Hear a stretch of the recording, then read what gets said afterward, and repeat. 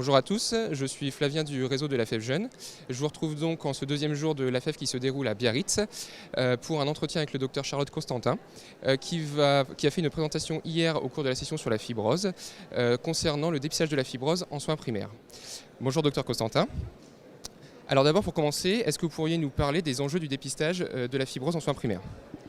Oui, bien sûr. Alors, il est extrêmement important d'améliorer le dépistage précoce des maladies chroniques du foie, qui reste un problème de santé publique important en France.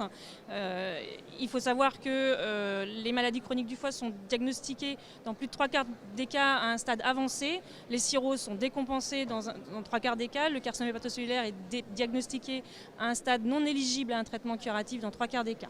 Donc les diagnostics sont trop tardifs. Il faut donc identifier les patients à risque de ces complications, en amont de ces complications.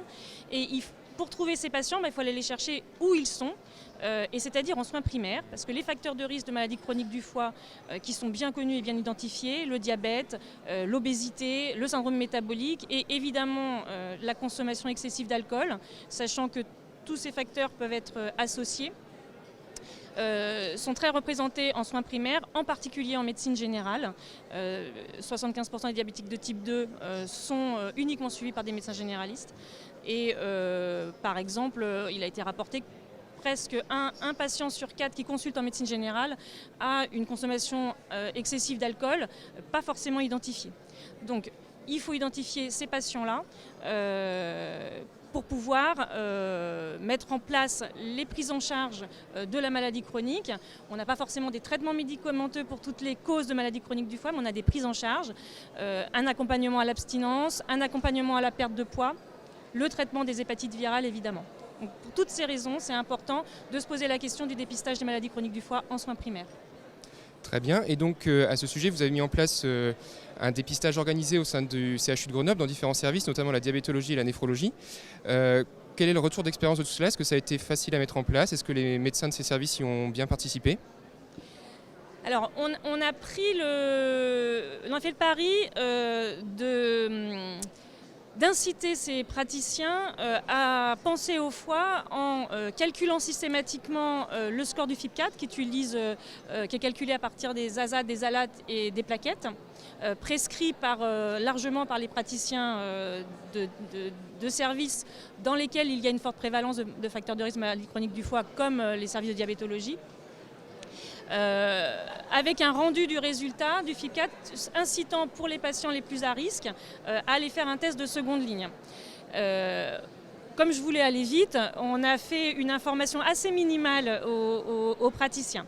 Alors, notre expérience, c'est qu'en fait, on peut calculer beaucoup de FIB4 chez ces patients-là, en prenant un seuil assez haut qui identifie les patients les plus à risque de maladie chronique du foie, mais aussi les plus à risque de développer des complications, qui sont vraiment ceux qu'on veut mettre dans le soin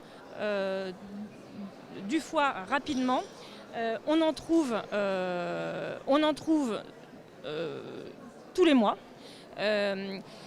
La difficulté, finalement, c'est qu'on les identifie par le FIB4, mais ils vont pas facilement à la deuxième étape, qui est le test de seconde ligne. Et par exemple, à Bordeaux, ils ont présenté d'ailleurs le résultat d'un travail un peu similaire ce matin, où en fait, ils ont appelé systématiquement les patients qui avaient un FIB4 supérieur à 2,67, enfin en tout cas au seuil retenu.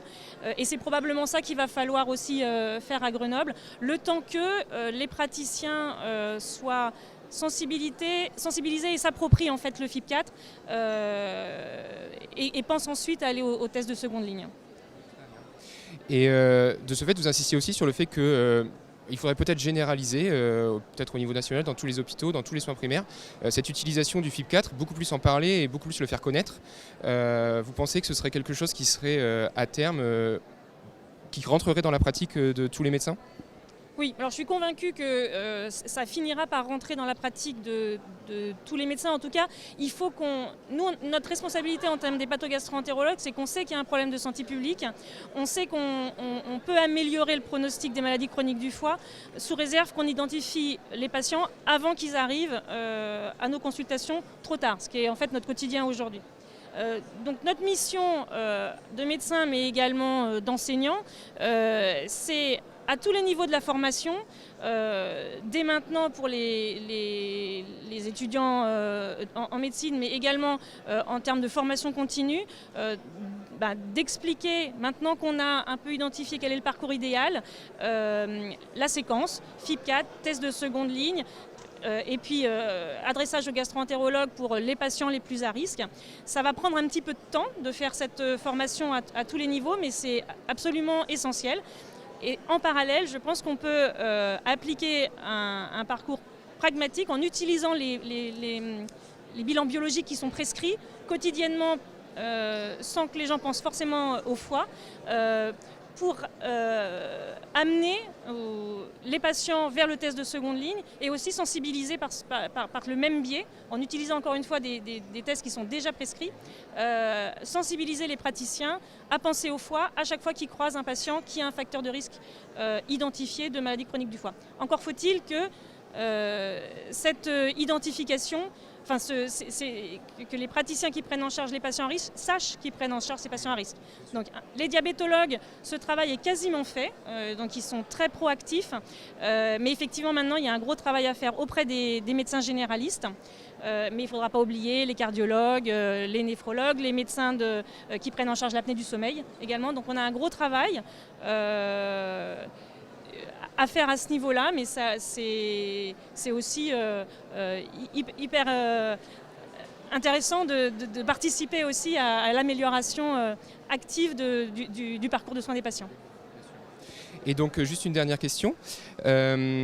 Là on parle de beaucoup de patients parce que la prévalence de la fibrose est quand même assez importante en population générale et au vu des très nombreux facteurs de risque.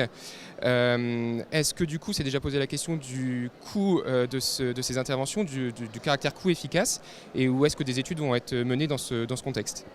Oui, alors quand on parle de dépistage, c'est important de s'intéresser à la question de est-ce que c'est coût efficace. C'est-à-dire que c'est vrai que pour nous, hépatogastro-entérologues, de voir arriver en consultation un patient avec une cirrhose avant la complication, pour nous c'est une victoire parce qu'on sait qu'on va pouvoir mettre en place des choses pour potentiellement améliorer son pronostic, mais on doit aussi penser à l'échelle du pays tout entier, et il faut qu'on évalue les parcours de soins, qu'on puisse montrer que ce qu'on fait n'est pas uniquement utile à quelques individus, mais que ça a un impact en termes de santé publique et qu'on peut aussi supporter ce coût. Voilà. Et donc il y aura des études à faire évidemment, dont un projet qui est en cours de préparation et soutenu par la FEF, de dépistage en soins primaires avec un volet d'évaluation médico-économique. Ok, très bien. Merci beaucoup Dr Constantin. Merci à tous et puis je vous dis à très bientôt pour d'autres vidéos et d'autres interviews des experts présents sur ce congrès.